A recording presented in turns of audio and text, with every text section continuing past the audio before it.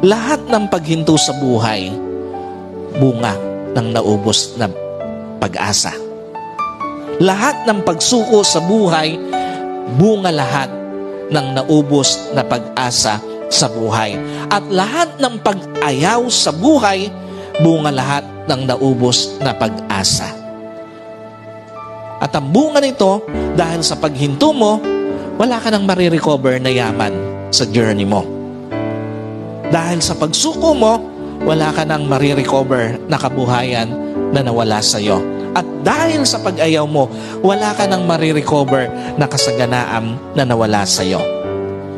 And another thing, na tamang pagtrato o pagharap sa panahong nawalan ka ng kabuhayan, bigla ang pagkawala ng kabuhayan.